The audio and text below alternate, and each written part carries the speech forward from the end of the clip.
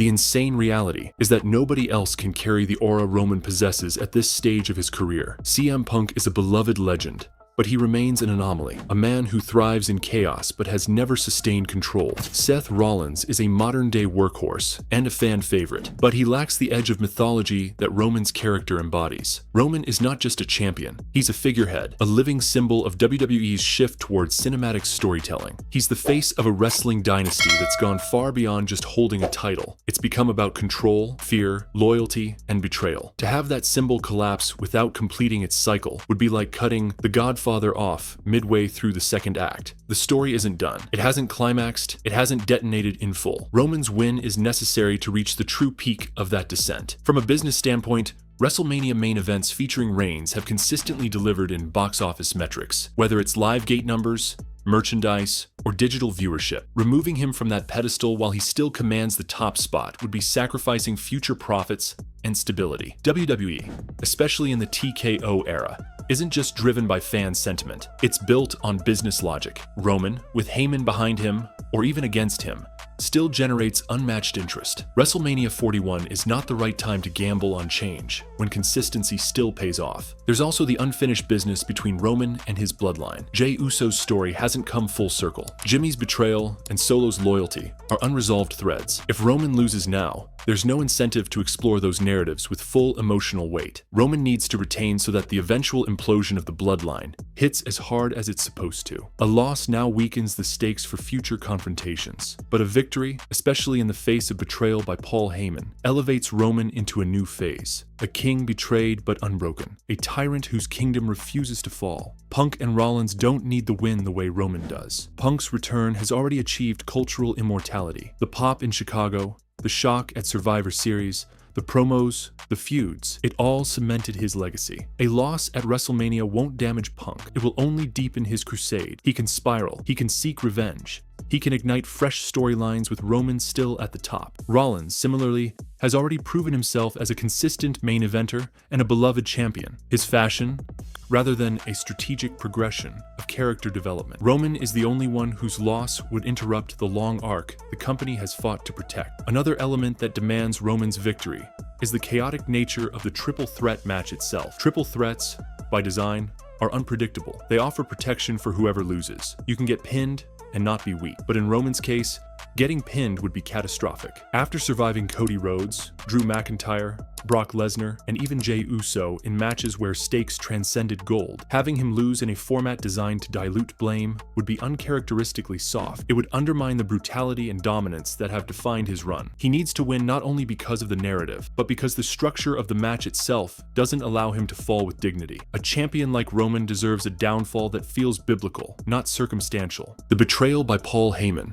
also changes the equation. Some might see it as the perfect excuse to justify Roman's loss, but that interpretation misses the depth of the storytelling. A Heyman betrayal should make Roman more dangerous. Stripped of his consigliere, exposed for the first time, Roman should become desperate and violent, reverting to an animalistic champion who fights with nothing but instinct. A man who loses everything and still wins is far more terrifying than one who collapses under betrayal. It's the kind of arc that elevates the mythos of a character. Roman retaining after Heyman turns on him not only keeps him relevant, it evolves him. It takes the tribal chief to a darker, more unpredictable level. Let's also consider the generational impact. Roman Reigns' legacy is beginning to mirror the kind of legendary tenure seen with names like Hulk Hogan, John Cena, and Stone Cold Steve Austin. Each of those icons had runs that stretched beyond the normal expiration date of popularity. Cena, for all his criticisms, stayed on top for a decade. Roman's time is still ripe. Ending that run now would be denying him the final phase of true iconography. His career demands a fall worthy of Shakespeare, a betrayal not just from Heyman,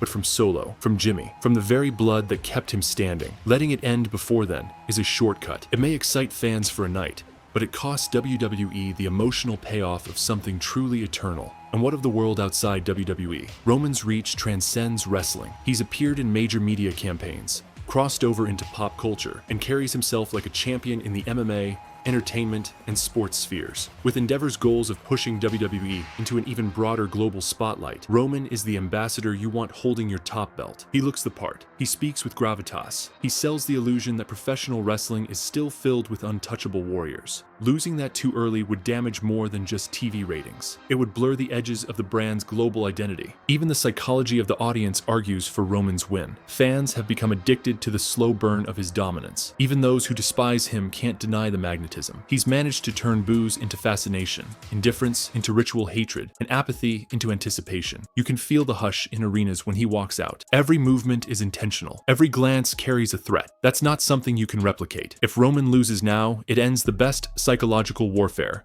WWE has mastered in the modern era. Fans don't want it to be over. They want it to escalate. They want to see how far Roman will go, how deep he'll descend. You don't pull the plug on that kind of engagement. You stretch it until the final wire snaps. And let's not ignore the unique chemistry this particular triple threat offers. CM Punk, the Rebel; Seth Rollins, the Architect; Roman Reigns, the King. These are three men who represent entirely different ideologies of wrestling greatness, but only one of them has the chance to rule over the others. If Punk wins, it validates his return. If Seth wins, it satisfies the fan base. But if Roman wins, it shatters the expectations of both. And in doing so, it gives WWE more narrative ammo than either of the alternatives. Because when Roman beats both Punk and Rollins, there's nobody left on the roster with a clean slate. That opens the door for new challengers, shocking turns, or a long-awaited rematch with Cody Rhodes that actually has teeth. There's also the weight of legacy on Roman's shoulders. He's held the belt longer than anyone in the modern era. He's beaten multiple generations, but he's never had to survive a match with two world champions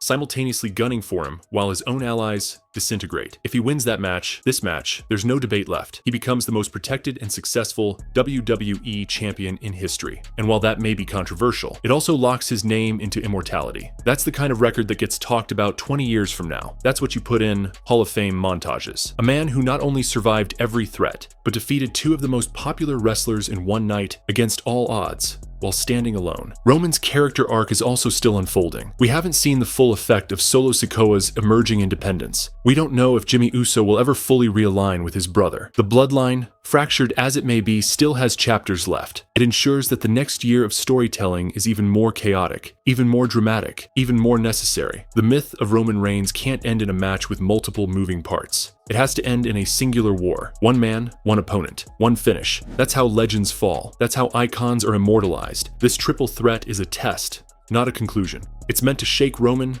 not destroy him. And if he passes it, it only makes his eventual fall more compelling. When he does lose, it should feel like the world has changed, not like someone capitalized on chaos. This outcome not only elevates Roman, but changes the trajectory of everyone around him. If Punk loses, he spirals, not out of relevance, but deeper into obsession. His feud with Roman becomes something mythic, the kind of sustained hatred that extends beyond belts or pride. It becomes personal in ways only CM Punk can channel. Bitter, sarcastic, unrelenting. A man who thought he'd return to finish his story, only to realize his story is now being written in someone else's blood. It keeps Punk in the fire, but forces him to shift tactics, to destabilize Roman's world, not with matches, but with mind games and mutinies. A victory for Roman ensures Punk's relevance lasts longer than a nostalgia tour. It ignites the slow burn to a final reckoning that's built not on crowd reactions, but on psychological warfare. Seth Rollins, meanwhile, doesn't fade with a loss. In fact, losing in a match of this magnitude only serves to make his eventual return to the championship spotlight more earned. Roman pinning Rollins, after years of Rollins holding that sword of Damocles over Roman's head due to past victories, would finally flip the script. It erases the last piece of Seth's superiority complex and forces him to confront a Roman he can no longer mentally manipulate. That pain and humility, combined with Rollins' popularity and ring excellence, would produce the most sympathetic and dangerous version of Seth we've ever seen. A version that retools his flamboyant swagger into something more calculated, more desperate, more dangerous. Roman's win also preserves something irreplaceable: momentum. For years now, he's been the nucleus around which WWE's most ambitious stories orbit. Whether it's the Bloodline drama, Cody Rhodes' pursuit, or the intrigue of part-time megastars returning, Roman gives weight to it all. The second he loses, the gravitational pull that holds those stories together vanishes. You can't transfer that magnitude to someone else overnight. Cody didn't absorb it at WrestleMania 39. Jey Uso didn't take it with him at SummerSlam. Even The Rock, for all his star power, failed to shake the foundation the way Roman does by simply walking into an arena. WrestleMania 41 isn't just another chapter. It's the final exam for WWE's most ambitious character in the last 20 years. Roman Reigns can't walk out of that night broken.